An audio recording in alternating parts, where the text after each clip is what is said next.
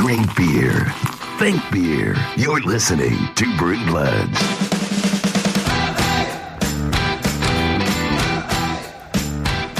I prefer to think that God is not dead, just drunk. That from Hollywood director, actor, and screenwriter John Huston. Houston or Hudson? No, it's Houston. It's Okay. Houston. Definitely Okay. Houston, not Hudson. Not related to me. Yeah, Welcome fair to enough. episode 71 of the Brew Bloods. Welcome back to the show. Thanks for listening once again. And if it's your first time, you should subscribe to the show. It's very free. That was should subscribe. Sure, you should subscribe to the show. It's very free. You can find all He just links. drank a 4-pack of Dogfish Head 21 ounce or 21% IPAs. You mean 120s? 21%. Moving on. They don't have those anymore. Okay, 18%. Sorry. All right. Get it right. God. I forgot about last You know, I already told you you're off the show. I don't need any more words from you. I don't need that. You're off the show now. Fair enough. I'll see you later. Welcome to episode 71 of the show. If you don't subscribe to the show, you should. Just go to brewbloods.net. All the links to subscribe to the show are there, and it doesn't cost you one single red penny. Just put it in your about a podcast blue player. No blue either. No pennies of any shade I feel like or red variety. penny may be racist. I don't know what you're saying there. What do you mean? I feel like that's like talking about Indians or something. Why would you think that? I don't know, because I know you, and I know where you come Because you know from. me. I know where your attitude comes from. Red, one red cent. Is that any better? No, that's not good. I don't know where it comes from. It's just something I heard growing up, but I don't think it's racist. From your racist uncle? I think it's just, yes, my racist, yeah. My racist uncle. Anyway, moving on from racism. This is Moving on from episode 71. Dustin's racism. From Yeah, your episode racism, 71. from Mark's racism. Anyways, Yeah. subscribe to the show. It'll help you. Or subscribe. Or it's just... So, let's talk about Sierra Nevada. Sierra Nevada, a very solid craft beer They company. are one of the grandfathers of the craft beer industry, and Well, well, Sierra Nevada. well, our sales are down 4% year over year. We've been around a long time. We're about to since die. 1980. 1980. Now, they are definitely a grandfather of craft beer. Yes, they There's are. no doubt about it. There's no doubt that they're walking with a cane. Probably have a hover round, a rooter. And I still support them. They come out with course. some very solid beers. Of course, of There's course. nothing wrong with a Sierra Nevada Pale Ale when you have nothing else to go for. Yeah, if you're stopped at a one-horse town and there's one gas station, they have Sierra as opposed to your Bud Lights or your Coors Lights, or Very your good Keystones. choice. Go for the Sierra Go for Nevada the Sierra every Nevada. time. Absolutely. You're rootin' tootin' absolutely. Well, they're having some money troubles, as it were. Some They're- problems. Their sales are down 4% year over year, and it's because they're facing a lot of competition from other craft brewers. No surprise. And being the grandfather, well, their mainstays, their flagships, like your Sierra You've been Nevada Pale around, Ale. old man. Yeah. I don't want you anymore, old man. Yeah, man, we're too cool for you, man. We see any words like cool and hip. And We want the new beers, man. man. Everything's man. Were you brewed in 2016? Man. Did you create it like last month? If not, Yeah, man. forget you, man. You're old. You're old. If you're not dry hopped, you're old, man. And that's the problem. Is everybody's like, man. That's sad. Would you 'cause Sierra beer, Nevada's man? solid. They Sierra are Nevada solid. has some good beers. But the problem is, as we talked about, everybody saying man. Yeah. They just want the new hotness, man. That's like our millennial impression. yeah, Man. That's all the hipsters like Javi talk is man.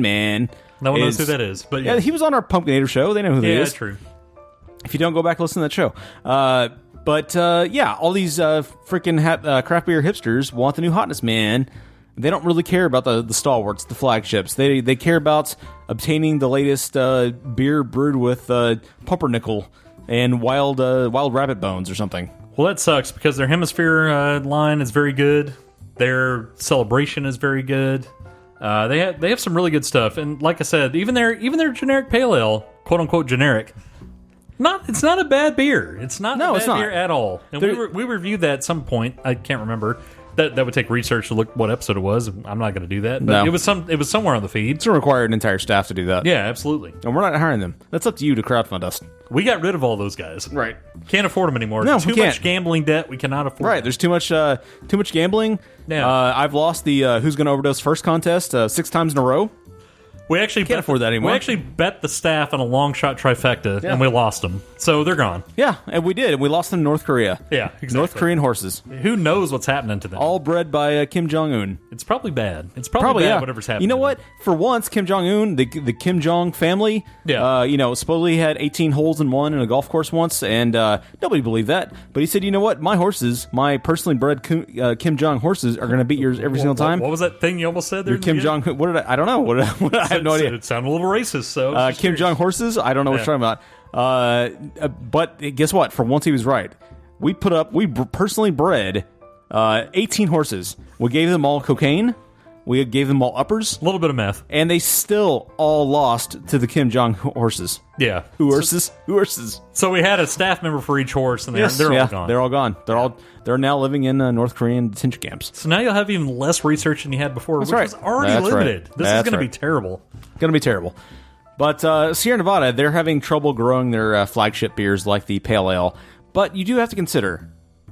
It's been around since 80. Yeah, you've been around a long time. How much do you expect to grow it when the whole craft beer industry is exploding? I mean, at some point you have to understand that you need to compensate with other versions or other new beers, and that's what they're trying to do. I am a little surprised because I read in this article it says that the regular pale ale is down 5.8% and that the Torpedo Extra IPA is down 9%. Yeah. I would have actually thought that would be doing better. You would think. Because they even say in this article that IPAs are now considered an entry point for new craft beer drinkers, which I am very surprised by that. Really? Okay. Yeah, I don't believe that. That's what Sierra Nevada says. I don't believe that. That's because a lot of people don't come into it wanting bitter. Right. It's something you have to warm up to. I don't believe that stat. I think that's them trying to spin things. Putting things in the spin zone. And we're in the no spin zone. Yeah, we're in the no spin zone here. We're unspinning. Right. So, beginning January 1, 2017, Sierra Nevada will launch 3 new beers. One is the Sidecar Orange Pale Ale. Comes in at 5.3%. It's a pale ale based on the original pale ale recipe, but brewed with oranges. And they hope that this will generate interest from people who are looking for a lighter, more fruity beer, especially in the warmer season. That actually sounds kind of appealing. They said the signature of this beer is citrus and piney notes, and we're also going to add in more of a citrus note and bump it up. What do you think? I think that sounds good. It sounds really good, yeah. Nice, almost sessionable beer that has a more lighter step forward. Yeah, absolutely. Sure. And they've actually already used Sidecar with another product, in that cocktails. There's a Sidecar cocktail, so. Oh, okay. But they trademarked it for beer. They also are releasing the Tropical Torpedo, which is based on their Tropical IPA, which was included as part of the beer camp set this year. And it'll be based on that beer. I don't think I had that, actually. Did you? I haven't had it yet, no. Okay. They're going to have a variety of variants. They're going to have a number of variants for that beer, probably not unlike the Ballast Point Sculpin line. Sure. I would guess. And then finally, they're going to release a Golden IPA, and that's going to come out in the spring, and is intended to compete with Lagunitas' Little Something Something and Three Floyd's Gumball Head. Sorry, not Gumble. Gumble. Yeah, so... Hey, at least they're trying. Well, I mean, and we don't get 3 Floyds here, so can't attest to that. I have had the Lagunitas Little Something, but Little Something. Excuse me, I forgot a something there. I've had Little Something, not Little Something. Yeah, just the one something. You haven't had the double something? I had not had a double something. Is there a triple something? I think it's only 2 somethings. Something akin to a triple IPA. Can't handle 3 somethings. A something. Your palate cannot handle 3 somethings. Yeah, I'm got a strict 2 something limit on my palate. Exactly. But kudos to Sierra Nevada. Look, you have to, at some point you have to realize, like, you guys have been out there so long, you have to continue to innovate if you're going to not remain stagnant, as it were. I'm not surprised sales are down. There's so many other beers out there, and there's only more craft breweries coming. Sure, yeah. I mean, it's probably hard to compete.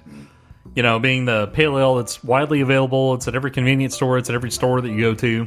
And people probably look at that and they're like, nah, that's just a thing that's there. Yeah, and how many people are tired of it? How many people are looking for just a straight pale ale these days? Yeah, true. I mean, I'm not. I don't really go for it either.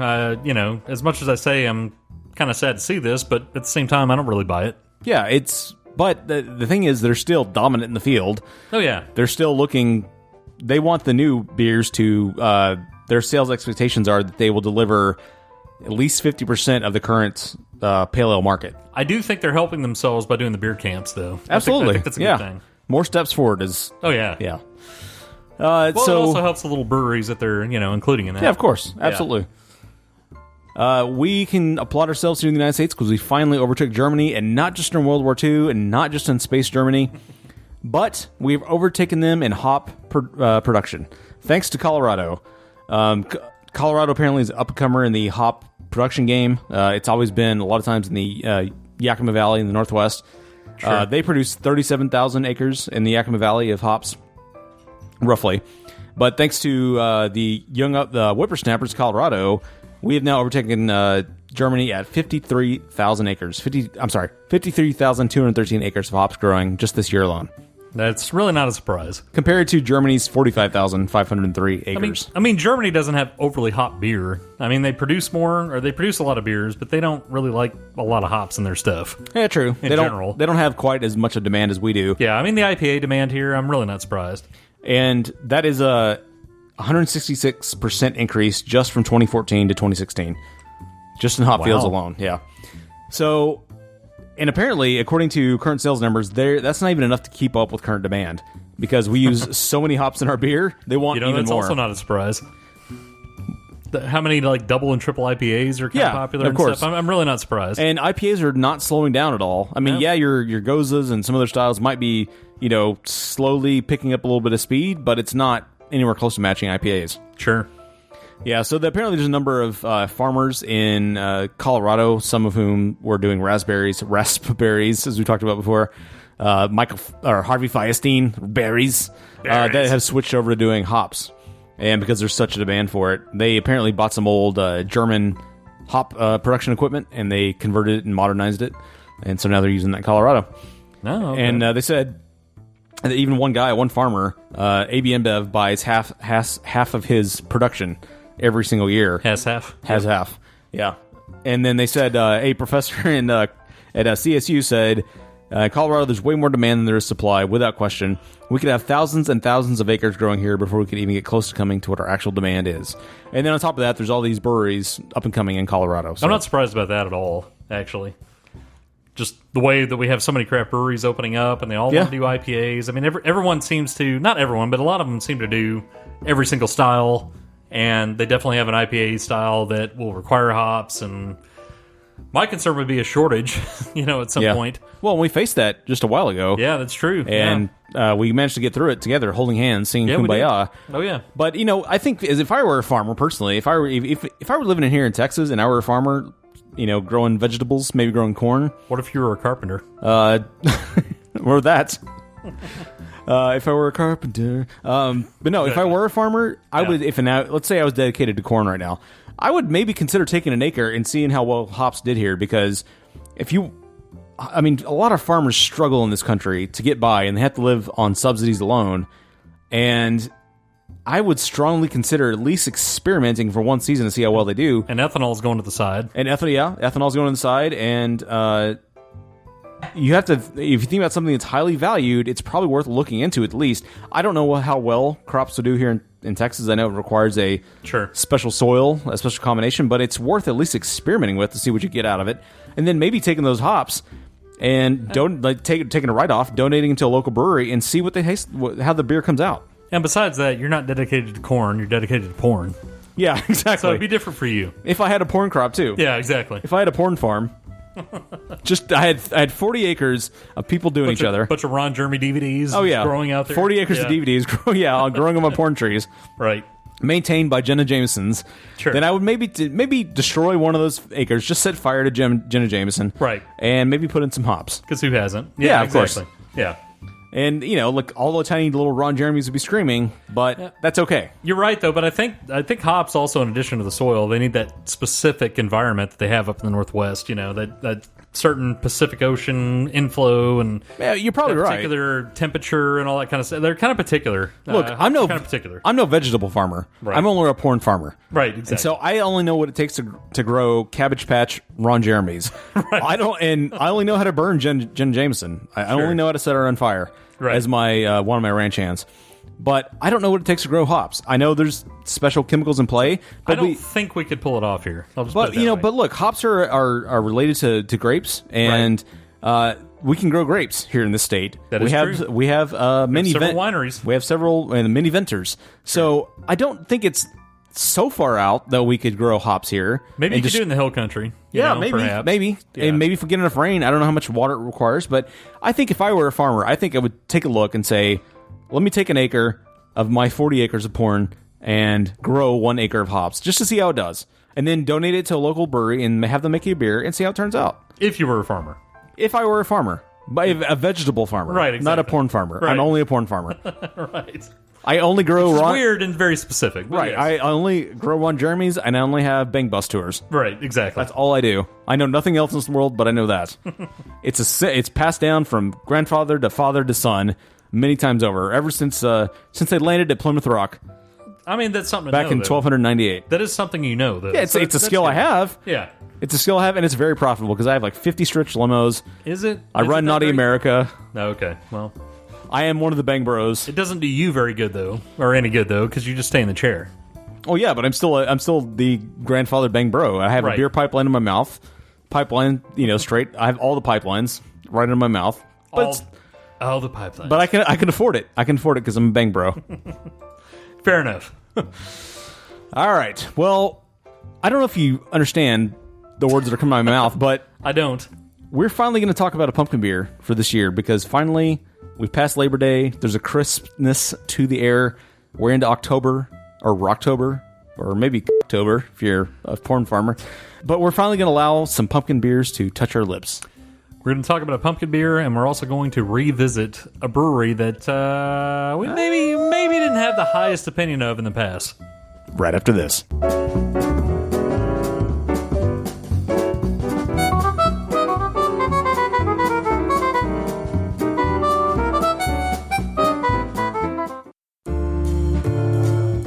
You know fall is here when Halloween decorations appear and pumpkin ales adorn the aisles of your local bottle shop or grocery store. For those living outside the United States, pumpkin ales are beers that include mashed up or pureed pumpkin in the mash and are spiced with pumpkin pie spices such as ginger, nutmeg, cloves, cinnamon, and or allspice.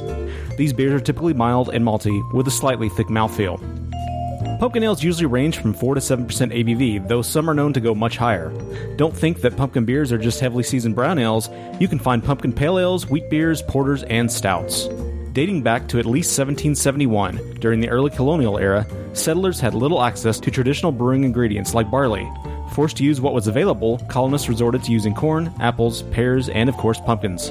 Slowly, over time, pumpkin as a regular beer ingredient disappeared and completely vanished by the early 1900s. During the early days of craft brewing in the 1980s, small breweries started making pumpkin beers as a stunt to get them noticed on a store shelf. Today's pumpkin beers are a far cry from pumpkin ales of yore, which usually contain artificial pumpkin and spice flavors. While originally brewed with pumpkin, pumpkin ales these days are often trying to reproduce a pumpkin pie flavor, rather than real pumpkin. However, we might be seeing a decline in pumpkin usage again, as many brewers cut production in 2016 due to a sharp decrease in demand. Several breweries are shortening their sales window or decreasing the production in order to save this controversial seasonal ale. Love them or hate them, one thing is for sure, pumpkin ales boldly announce the fall season, at least for now.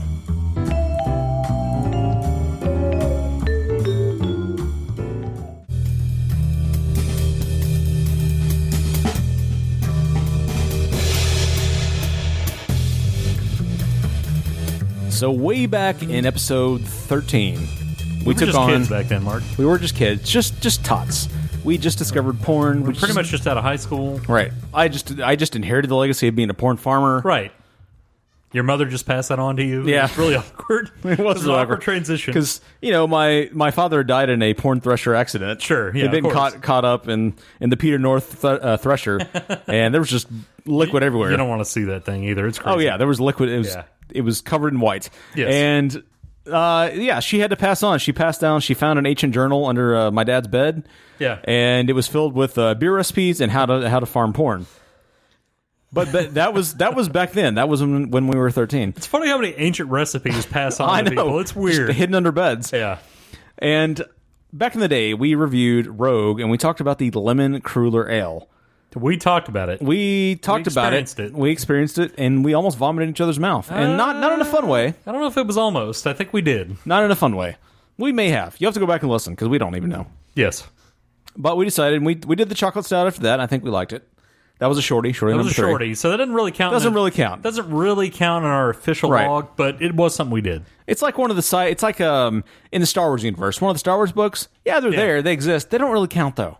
Yeah. They're part of the expanded universe. That wasn't in canon. In canon, we hate Rogue. In canon, we hate Rogue. Yeah. But in the extended universe, yeah, there's General Thrawn. There's a discussion about there's Rogue being good in the extended universe, but now we're talking about Rogue. We're talking canon. In canon, and so right now our impression is, man, they had that one terrible lemon cruller. That was awful. Yeah, one of the worst. Remember how terrible that was? Yeah, that was terrible. Yeah, that was right up there with like the Shiner birthday stout and stuff. Yeah. It was terrible. It was terrible. But today we decided we're going to give them another chance. In official canon. In official canon, yes. And we're going to talk about that it's crisp outside. We're wearing blazers with patches on the elbows. It's leaves are falling. Dustin is dressed up in his normal fall jack-o'-lantern costume. It's a blazer with a little emblem on it, yeah. you know, with a nice little tie. And when he gets khaki pants, when he gets freaky with the wife, he likes to dress up like the Great Pumpkin. But that's not for here. That's for later. Or, you know, like one of the kids from, you know, whatever that old Robin Williams movie is. I was going to say Good Will Hunting, but that's not right. Dead Poet Society. You know, It's like one of the Dead Poet Society kids with the official school uniform. You know, it's that kind of look. Yeah, so because it's fall, you have to wear a jacket and a tie. Pre-Labor Day, we don't let Pumpkin pass these lips, even though they're trying to force them down your throat. You have to go jacket on for fall. Yeah, when you pass Labor Day, you go jacket on, not jacket off, and you start pouring pumpkin down your throat. Absolutely. Now, some would say that the pumpkin industry has gotten out of control.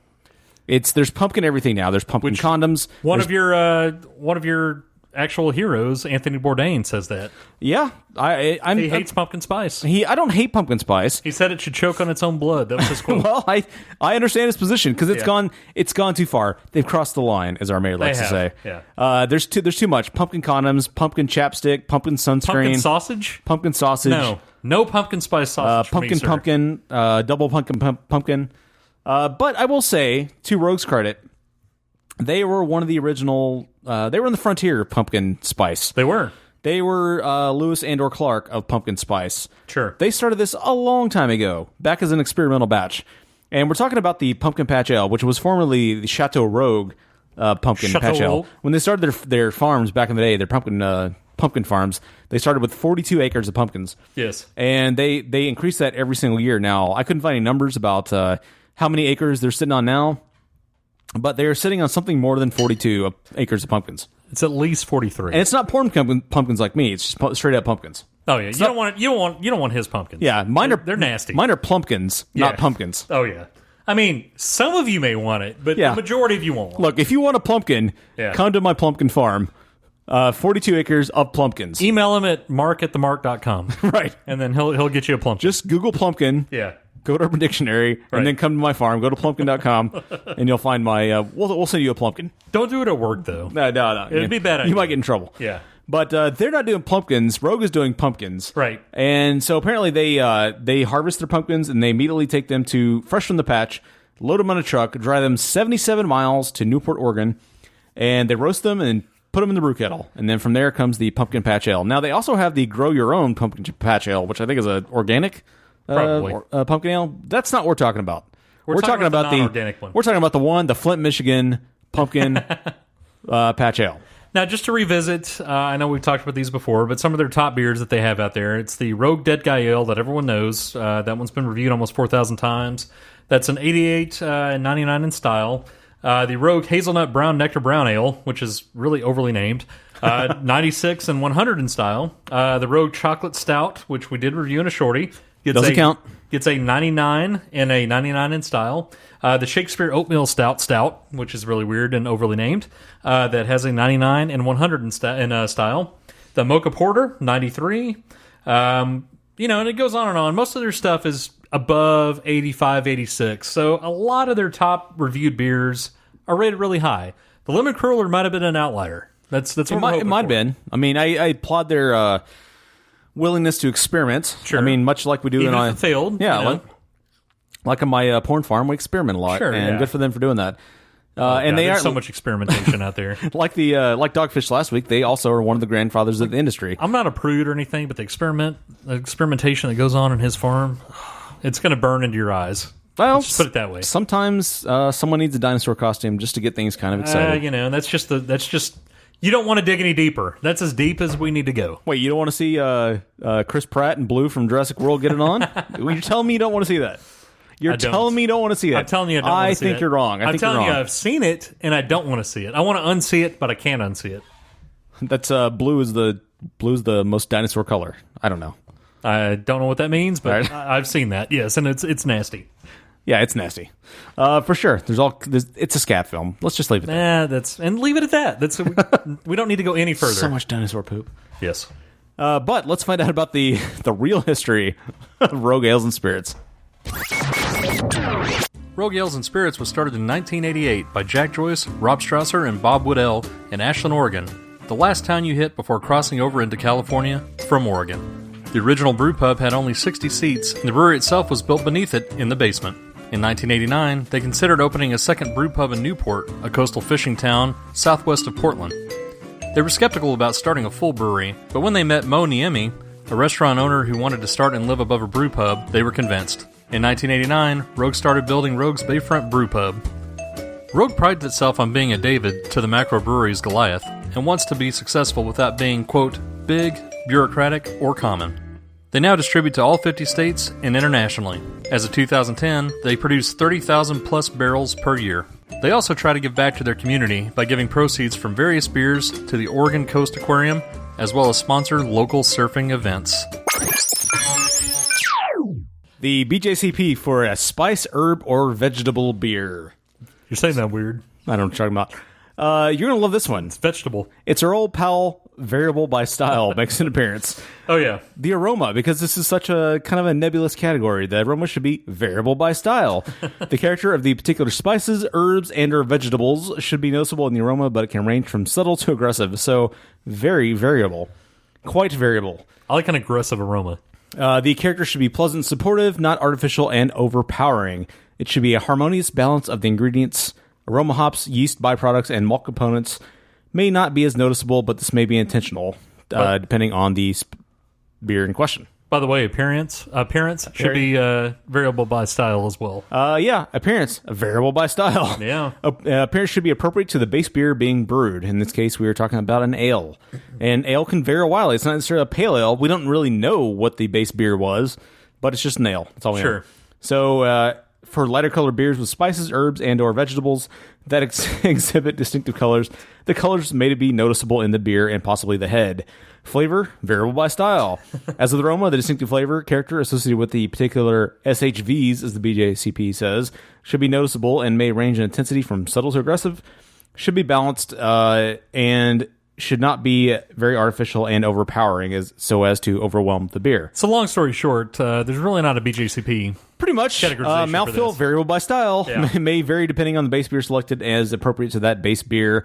And the overall impression is that should be a harmonious marriage of spices, herbs, and or vegetables and beer. I don't really know how they have commercial examples of this. I mean, I guess they do have vegetable spice beers, but they're also varied. Yeah, so you can't specify the ones they're talking about here. Yeah, their commercial examples are the Alesmith Speedway Stout, Founder's Breakfast Stout, Young's Double Chocolate Stout, Bell's Java Stout, Breckenridge Vanilla Porter, and the Dogfish Head Pumpkin Ale. Right. Very, variable by style. It's the Rainbow Bridge of beers. It really is. I would agree. So it's really something that I don't even know how this gets judged at, maybe at the GABF, but I'm guessing it's just like, does it taste good? Is it not artificial? Does it represent the particular vegetable? Does that have some good flavor? Okay, then. Do you like the pumpkin? That make your taste buds feel nice? I like Java. That sounds good. Chocolate is good. I like a chocolate. Pumpkin tastes good. By the way, that's my Coloradan accent. I like a chocolate. That tastes good. That tastes good. Yeah. Do you like a spice? I like it a spice. I guess it's almost like John Travolta from Pulp Fiction.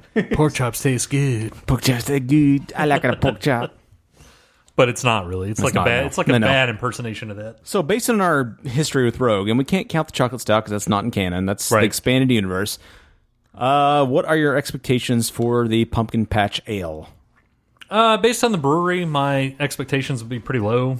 Just based on the last beer we had, thinking that could be a pretty cool little experimental beer. It was pretty terrible, so my expectations would be a little bit low, but the fact that this is a pumpkin patch ale that is a style that breweries have had some time to get their head around, opposed to a donut style beer like they tried before. I expect a little better. I expect this one to be pretty solidly drinkable. I don't know if it'll be as good as some other pumpkin ales we've had, but I expect it to be good. I'll put it that way. Not great, but good. Based on the fact that this beer still exists, and they're one of the pumpkin pioneers in the beer industry, I'm going to guess it's pretty good. Pumpkin Never had it. pioneers. That's right, pumpkin pioneers. Yeah. I'm going to guess it's a pretty good little beer. We'll see. Yeah, just based on the ratings alone, I'm expecting this to be a decent beer. Beer Advocate gives it an 87 out of 100. Rate Beer gives it 90 overall, 96 in style. Which, again, how do you rate it in style? Right. Untapped, it gives it a 3.77 out of 5 with almost 40,000 unique reviews. I guess in style, you can give it, you can compare it to other pumpkin beers. True, you can't really do true. it just the generic spice and vegetable beers, but you could do it in that category. There's enough beers in that category. You couldn't really compare it to like a Chipotle ale or something. Right. And this one checks in at 6.1% ABV and only 25 IBU, which I would expect. I don't expect this to be a hoppy beer. So, let's get right to it. The aroma. Aroma. I expect it to be spicy. A lot of pumpkin with a lot of nutmeg there, which Wow, is not unexpected. Very pumpkin pie-y. That's a little glass of fall. It's it's wearing its own tiny little blazer with its own little patched elbows. It really is. Actually, that's pretty pleasant flavor and kind of or aroma and kind of what I would expect. Kind of reminds me of maybe a Wicks and Sticks candle. Yeah. If you were to go back to 1985, at the Mall of Abilene, Wicks and Sticks. Sure.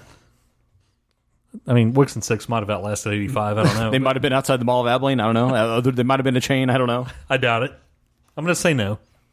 But I can guarantee you could probably walk into any Bed Bath and or Beyond, and you could find a candle that smells exactly like this. But being the pumpkin pioneers that they are, maybe they created that candle. They might have created the candle. Yeah. Maybe they have a pumpkin pioneer candle in their rogue store at the brewery. You don't know. We don't know. We can never know. We're not allowed in rogue premises. It's a pleasant aroma. I'll give it that. It is. It definitely has like a spicy, pumpkin-y aroma that you would expect. I know that sounds generic, but that is what it has. And, it fits into the category and actually does deliver what you would expect. So I give that a thumb up, but I'm going to go ahead and give it a thumb up. I know we don't normally give aroma any kind of rating, but I'm going to give it a thumb up because it is on fleek, as the kids say. But we're also re-examining a brewery that we hated, so I feel like I got to give it a little bit of feedback as we go. Mad props, respect, yeah. So I'm going to say aroma's good. That's a good start. Appearance-wise, poured with a decent head, it receded to absolutely nothing. We're drinking it out of shakers, as they say we should drink it from. They do. Hazy, for sure. Not very carbonated. It's pretty flat overall. Not a lot of activity going on there. A little bit of lacing, but that's about it. There's not a lot of head, like you said. As the BJCP that note that in appearance, the head formation could be adversely affected by these third-party ingredients, just like our election is polluted by third-party candidates. Some might say, like your Jill Steins or your Gary Johnsons. They can affect your head. So we might have a little bit of Jill Stein here affecting the head and the activity in the beer. Polluted, or do you just need to deal with it and have better policies as a main candidate? It might make a better beer in the end. We don't know. I'm not saying I disavow third-party ingredients. I'm fine with third parties. I'm fine with it. That sometimes it's more important to look at the primary ingredients than just throwing in some adjuncts. We don't always need to have these adjuncts playing into our beer. I agree they're needed, but sometimes you need to start your adjunct beers at a smaller, more localized level and build up to something more like a big macro beer. You don't need to, you can't just go straight for the macro. We can't just go straight to tossing an adjunct into a Sierra Nevada Pale Ale and just expect it to be good. No, you need to build up your base of adjuncts to where you can be represented well at the big beer level. But I agree. I feel like there's a lot of shaded political talk. I don't know what you're talking about. I'm talking about beer here, sir. I'm not talking about. And I'm okay with adjuncts just appearing whenever they want to, as long as there's enough people that like the adjuncts. I'm okay with it, but I also want them to be fully qualified. And some of these adjuncts, they're not really up to snuff, as it were. Some of them. I think we need adjuncts in our beer. Yes. But I think they need to be well prepared, and they're not quite up to snuff, as it were. I think but these adjuncts, I think, are fairly vetted, and they make a decent appearance. Some of these adjuncts, I don't know about that. When some of them are wearing boots on their heads and disagree with civil rights, I don't know. I don't know about those adjuncts in our beer. Does Pumpkin disagree with civil rights? I don't like adjuncts disagreeing with the Civil Rights Act. Not up for that. Does Pumpkin disagree with civil rights? I don't know. You have to ask the pumpkin. I don't think so. I think you'd have to ask the pumpkin. And okay. the nutmeg kind of goes over the top and says that Osama bin Laden should not have been killed. He should have been brought to trial in the U.S. And that that particular nutmeg, that adjunct doesn't understand that he would have been a martyr then, and there would have been more terroristic acts. That adjunct nutmeg, she needs to study up on her how that whole thing works. I feel like you're really putting a lot of thought into what spices and pumpkin think. I'm not doing anything. No, I'm talking. I'm talking about adjuncts in beer. I feel like they just add to the flavor.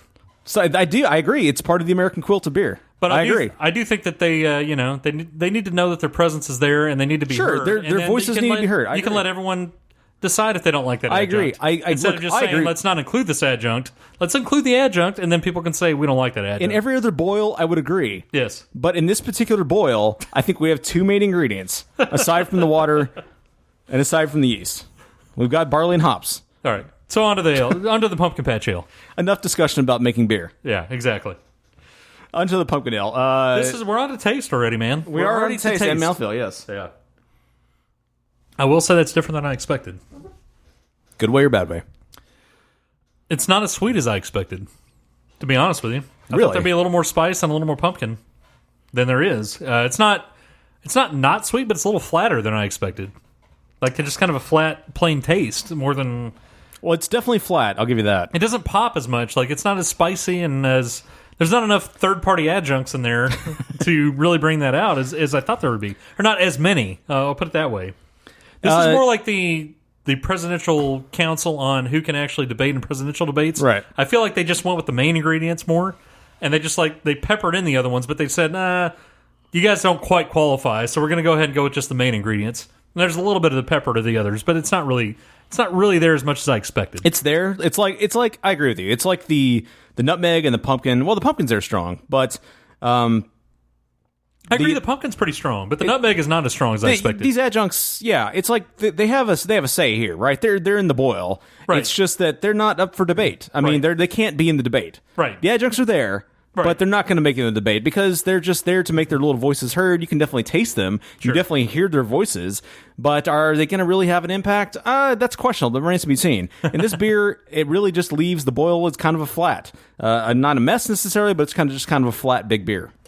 And I'm comparing this to other, pumpkin ales or spiced ales that I've had. Mm-hmm. I think others have really brought the adjuncts more to the forefront, which I don't think is a bad thing in this particular style. Well, and I look at this as this is probably a recipe that has not changed much at all since they blazed the pumpkin trails back in 1737. They were on the northwest coast. They, Lewis and Clark, they made it to Oregon. And they said, where do we go next? Well, we're going to make pumpkin beer. And we're going to start rogue ales. We're going to start a pumpkin beer. Sure. And so they did with what they had. They didn't have that many adjuncts. All they had were wild pumpkins. Like, here's the first adjuncts we have, and then they made the ale. Right. And then you're like, okay, that's not bad. Yeah, it's not bad, but has it advanced? Somebody else came in and said, man, look, if you add this, this, and this, it's good. Like, no, but this is what we made. Yeah, this is what we do. Yeah. This is what we do. We don't vary. We don't try to experiment. That's a new thing. We're not doing the new thing. Maybe the grow your own is better. I don't know. Haven't had it. Sure. But for this base pumpkin patch ale, I will acknowledge it to be, it's a forefather.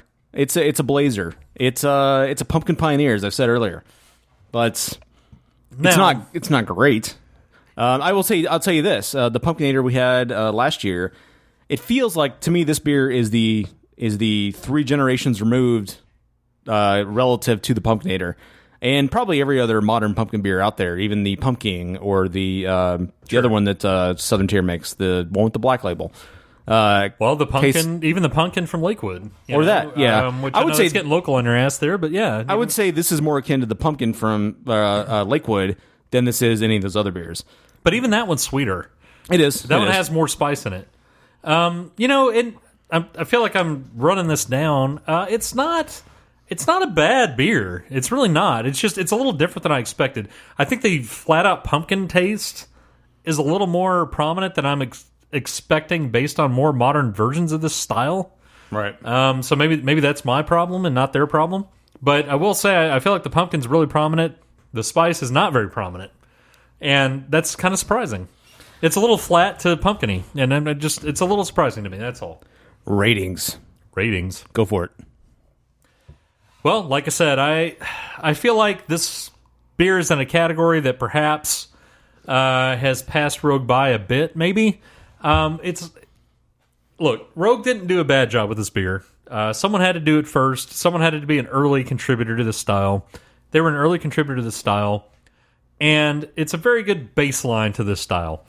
Would I include a little more third-party candidate to it? I probably would. I feel like this is a little too mainstream. This has a little too much regular ale, and maybe it doesn't have enough diverse third candidates in it. It has pumpkin. Pumpkin's definitely a player, but I feel like the spice is a little bit lacking. I think that the spice would benefit from more spice being prominent, and not overwhelming, but I think just a little more sugary, sweet taste to it would make this beer really fly, actually. I think if it had that, this would be a really solid beer. As is. In style, I would say it's maybe a little weaker than it is for itself. I would probably, in style, give it a little bit lower rating, but again, we're just rating this based on what it is. So that being said, is it a decent beer on its own? Yeah, it is. I mean, it's not bad. It's way above the Lemon Curler. The Lemon Curler can't see this. I can't see this beer. It's so far behind it. But it's not quite what I expected. And again, maybe that's me and not the beer. The more I taste it, the more I like it, but it's still not quite what I had hoped for. So I'm going to give this one 3.75 out of 5. Not a bad beer, but not my favorite pumpkin ale that I've had. To me, this is the Fireman's Four of pumpkin beers. It is not terrible, but kind of standard issue. I would agree that in this case, this particular boil needed more adjuncts to it. And I feel like it's a bit unfair that we're judging a pumpkin pioneer, someone who's got a walker with tennis balls on the end of it. He drives a giant stretch Cadillac. He's just happy to go out when they take the group out to like the CVS right. on a normal standard tour. He eats mushy peas and yogurt. Like, this is great. Yeah. He wears a jumpsuit every day, all day. I feel like it's a little bit unfair to judge our pumpkin pioneer grandfather by that, but it's hard not to when you got the new hotness on the block. And there's a lot in this modern pumpkin age of which everything is pumpkinized. It's hard not to judge grandfather by that standard. So that's where we find ourselves. Now, back in the day, I probably would have given this, let's say 5 years ago, back before pumpkin was all the rage, before you had your pumpkin spice lattes and whatnot. I probably would have given this beer probably like a 4.5 out of 5. Because what I still probably would have detracted on this beer is it's absolutely flat. Right. And I've seen on other beers that there's you can still have a lot more carbonation, a little, maybe not necessarily head retention, but you can have a lot more play in the tongue with your little funny bubbles.